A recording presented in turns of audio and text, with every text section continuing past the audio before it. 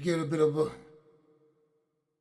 technical difficulties and get that under control. This is the movie Insurrectionist. I am here to talk to you live and in person on this day. We have a topic that I wanted to discuss. I actually wanted to discuss this last week, but I figured that I wanted to take a little bit of time to figure out how would I approach this. There is so much information about this topic, so much information that I wanted to narrow it down to just a few things that you guys can digest. And if you're thirsty to find out more information about this particular topic, you can go ahead and do further research. I will, after this broadcast, put some of the books I've read and books I've heard of that cover this topic. And it is something that's very controversial, but I do think it's something that we do need to discuss. And the topic for today is very fitting because of the success of the Odyssey is, were the Greeks black? You see a picture there of Lupita Nyong'o. She's playing Helena Troy in Christopher Nolan's box office smash, The Odyssey, which is out currently in theaters if you haven't seen it. Because you have individuals like Elon Musk who isn't happy, and he and other suspected white supremacists online have made their voices loud and clear that they believe that this rendition of the Odyssey is in fact woke, is producing pseudo history, Christopher Nolan has gone too far, etc., etc., etc. Firstly, I want to say that this story is fiction. It is a myth. None of these people existed, and even if they did, they didn't exist in the manner we see them in this story. However, when your history mainly consists of murderers, invaders, colonizers, and liars, you often latch on to made-up heroes from any place you can find them. Because I best believe if I were a betting man, as Malcolm X or Denzel Washington, who played Malcolm X, said, I would bet that the same idiots that are screaming about woke because of this movie are the same people that claimed and screamed about woke about this movie right here.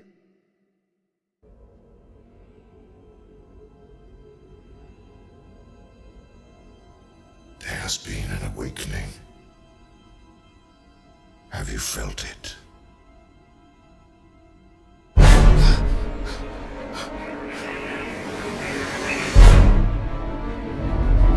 And that's all they had to see. I'm not going to even show the whole entire trailer, but that's all they had to see. Some of these same people that you see that are so angry and butthurt about Helena Troy being portrayed as a black woman were butthurt when they saw a black man appearing in Star Wars: The Force Awakens back in 2015 as a black man.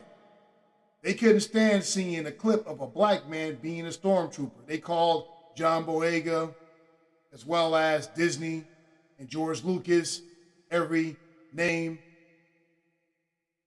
under the sun.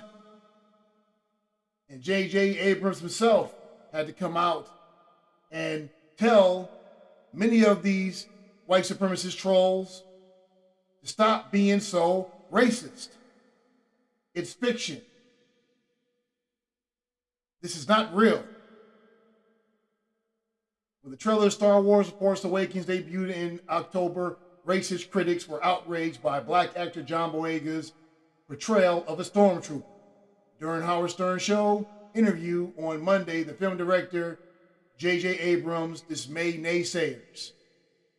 Why couldn't there be a black stormtrooper? I don't understand, Stern said during the interview. Neither did I, responded Abrams. Well, I've never been a big fan of Howard Stern, but in this case, I would have to agree with him. And shout out to J.J. Abrams for actually sticking up for John Boyega and calling out many of these people. But this is precisely the mentality of many of these folks that have such a problem with this right here. Same exact thing. A man born in apartheid South Africa would have problems. The biggest hater of them all of this rendition of the Odyssey is tech mogul and white supremacist demagogue Elon Musk, who has made it his mission that he's going to tell the true story of the Odyssey. Christopher Nolan's going too far.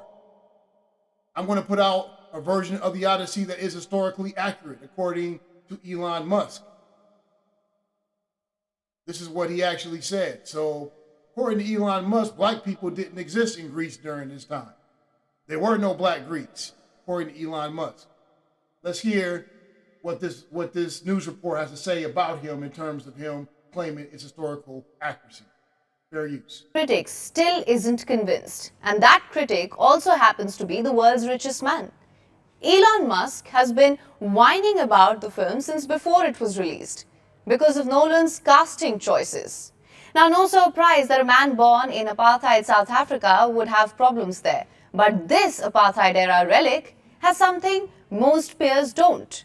Elon Musk has an AI company, and he's threatening to release his own AI version of the Odyssey before the end of the year. Here's our report.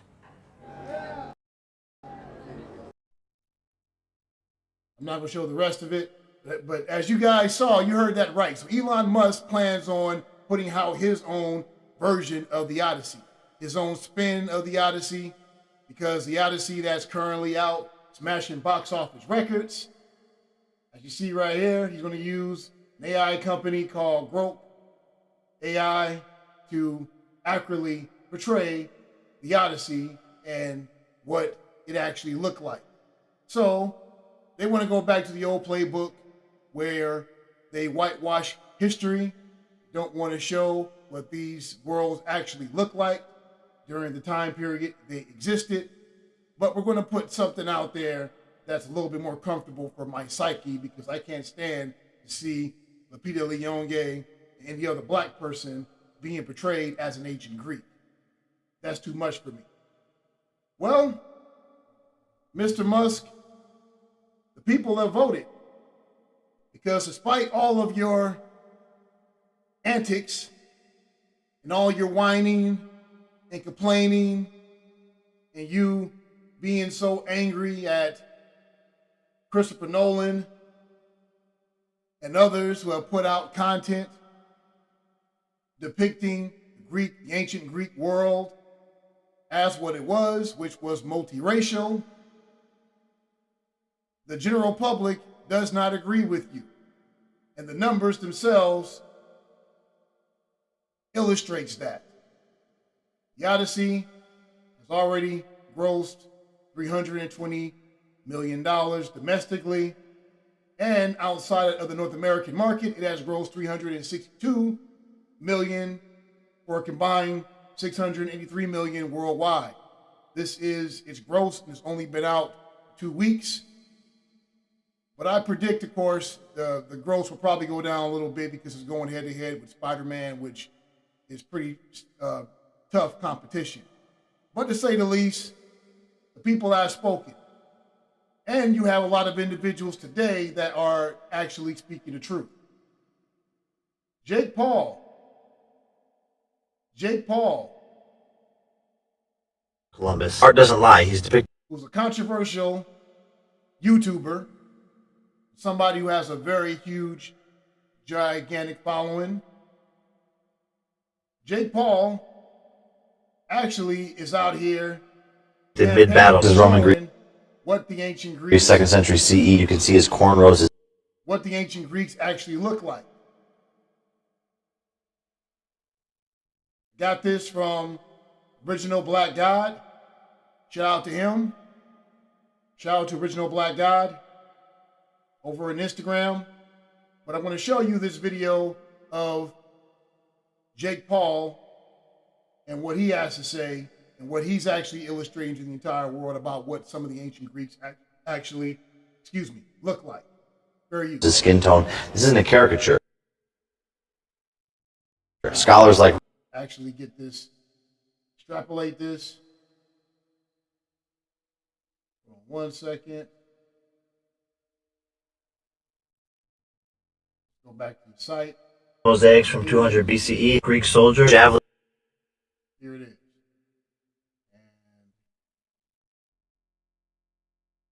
drawn, clearly melanated. Not a servant, not a myth.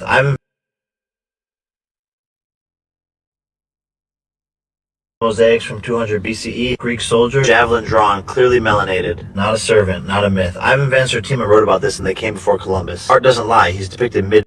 He's even quoting some of the icons of those of us that studied some of our scholars, like Ivan Van Sertima, he just said. Battle. This is Roman Greece, 2nd century CE. You can see his cornrows, his skin tone. This isn't a caricature. Scholars like Runoko Rashidi document. Runoko Rashidi, shout out to him. He passed away actually, I believe, last year. He's highlighting Runoko Rashidi as well. Documented these across Turkey, Greece, and Egypt. The empire was melanated before it was mythological. The original Greeks were all black.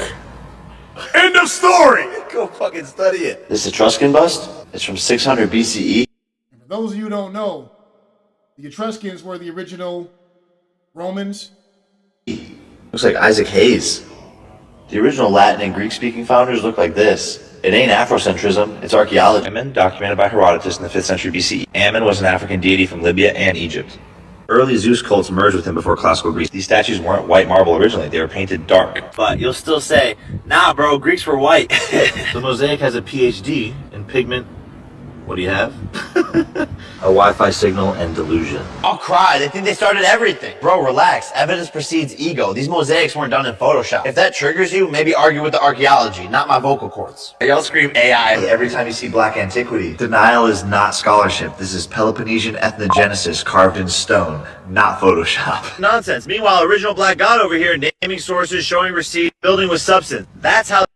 I'm not going to play the whole entire thing, but you guys get the point. This, shout out to Jake Paul. Jake Paul is showing some of the things that you cannot argue with.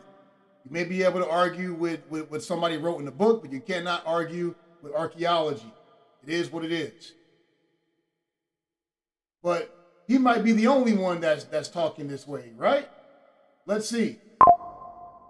There was actually, years ago, you had several comedians that had a lot to say. White people scream historical act about ancient Greece and the true depiction of what the Greeks actually looked like. George Carlin, may he rest in peace, talked about this many years ago. Let's hear what he had to say. Very useful. Accuracy? You painted over black Madonnas for 1,000 years, you fucking morons. You don't want accuracy. You want your comfortable life. How could Alexander the Great be white if the Macedonians who were Greek were black?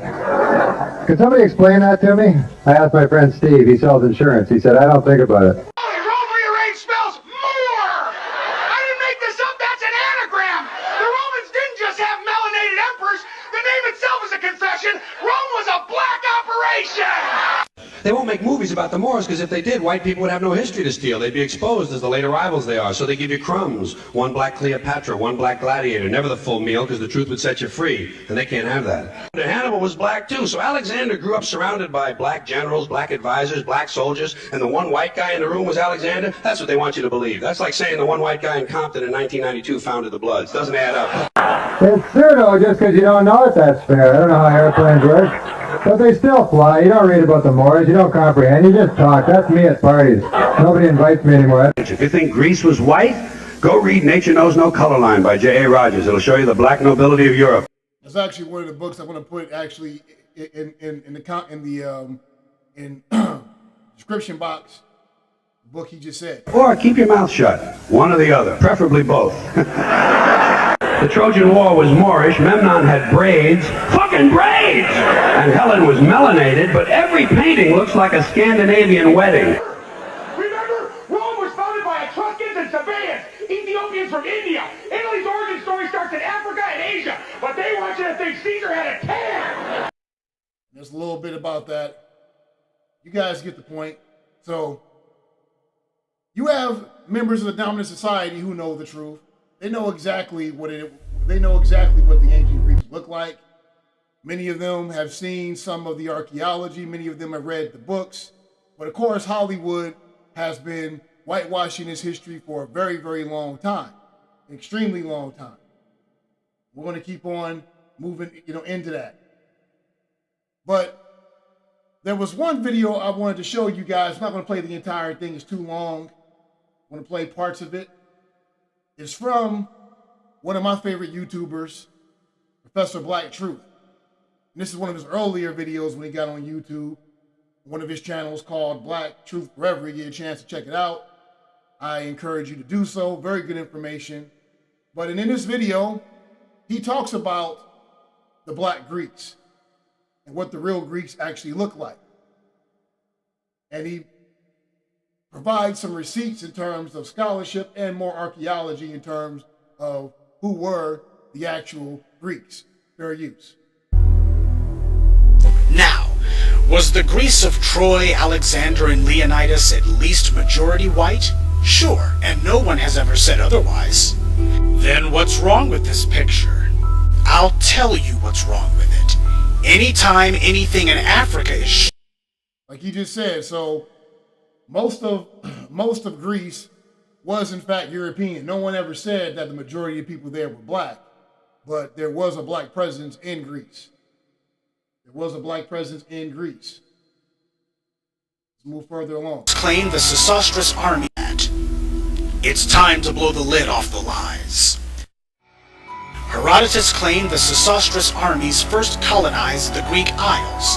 Others say it was a contingent of Ethiopian colonists. The Pelasgians were of... That's Herodotus talking, if you guys don't know, the father of history, saying that the original inhabitants of Greece were in fact black people. African origin and inhabited Greece long before the Dorians, that is the whites, came and displaced them. But for the sake of argument, let's say the Dorians really were the original inhabitants of Greece. And as long as we're telling that lie, let's go ahead and say the Pelasgians were whites as well, and that the blacks who lived just over the Med were all immigrants and not native inhabitants. Just how much contact did the Greeks have with the blacks? And how great was the cultural influence of Africans on the first white civilization? After the Greeks took custody of Egypt from the Persians, you'll note that the Greeks living in Africa began to call themselves pharaohs, like Ptolemy Soter did. They adopted the religious beliefs of the Africans and began to dress like the Egyptians rather than like the Greeks or Macedonians. And when these Greeks brought African culture to Rome... You saw a picture of Elizabeth Taylor playing Cleopatra, which is controversial. But the truth of the matter is, Cleopatra, no one knows exactly what her race actually is. People speculate that she may have been biracial. She may have been, which would be considered biracial today, a mulatto. But no one knows for sure. But people do know that her father was of Macedonian blood. He was one of Alexander's generals. So we do know that. We do know that. But the point that he's making is that the Greeks imitated and emulated the culture that came from ancient Egypt, or during that time, it was referred to as ancient Kemet. This is what they did. This is a proven fact. Even the Romans couldn't resist. The Romans adopted the cult of Isis. Egyptian priests went to Rome and performed ceremonies for the Isiac cultists. Now, when in all of human history have you heard of the conquerors taking on the dress, religion, language, and customs of those they conquered? Greece didn't do this with any of the nations they ruled, except Egypt. But we see Africa's influence elsewhere, in the Greeks' literature and artwork, where the idea of a black man and a white woman was not only unremarkable, it was celebrated. We see it in the figures from everyday life, such as this man kneeling with an object, or this sculpture of an African possibly dancing. Clearly this brother hung around that bunch of boy lovers too long. Or this African figure, believed to possibly be as old as 1000 BC. Further proof the black presence in Greece predates Alexander and Leonidas by hundreds of years. Hundreds of years. And of course, I'm not going to play the whole entire video. This is part of it. You can go and check out the rest of it. This is Black Truth Forever by Professor Black Truth. He's a very prominent YouTuber, very respected YouTuber in the FBA community. But he had a whole entire series he put out years ago about the presence of black Greeks within Greece, and how, of course, Greece, they got their whole entire culture from the ancient Egyptians or ancient Kemet. But of course, when people hear about all this, the first thing they say is that you must be reaching. How can all this be true? We've already examined some of the archaeology. We've examined some of the things that the people that were there during the time, like Herodotus, what he said about the African presence in Greece, as well as some of the archaeology and mosaic artifacts that still survive to this very day. But let's also look at one component we have not talked about, the geography. One of the great things about the world we live in today, where information can be disseminated anywhere, you can also find out how far certain locations are to other locations. Now, the Minoans, who were the people that were the progenitors of ancient Greece and Greek civilization, they lived on the island of Crete. And according to my research, Crete is only 340 to 350 miles, or 630 to 650 kilometers from Alexandria, which is in Egypt. You see here on the map, you can see on the map how close it is. This is Crete, the island of Crete. This here is Alexandria.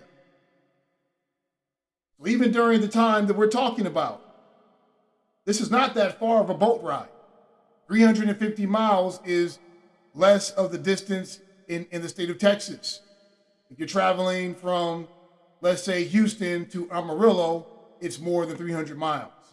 If you're traveling from Houston all the way to El Paso, it's definitely more than 300 miles. But traveling on the boat from Greece to Africa, and let's say if you went to other parts of Africa, out, to, let's say, to Libya, still not that far. Tunisia, a little bit further, but still not really that far. But the closest, of course, is Egypt. So with this being said, and looking at this geography, it's no coincidence that much of the culture that emerged in Greece came from Egypt, and how you had black people that actually lived here that came from the African world. And if you get a chance to study a little bit about, let's say, Italian history, the same exact thing could be said for what's now today known as Italy, which is only a few miles, less than 200 miles from modern day Tunisia, all right, which is the land where Hannibal, the conqueror, came from, which was mentioned by the comedians, all right? Carthage was actually in modern day Tunisia, all right? You have Palermo, Sicily, and it's not that far from Africa.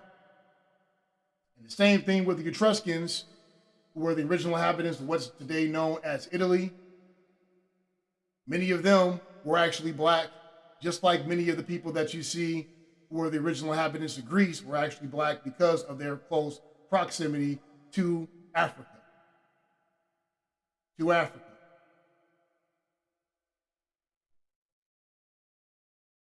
And this, ladies and gentlemen, is why the ancient Greeks were indeed black.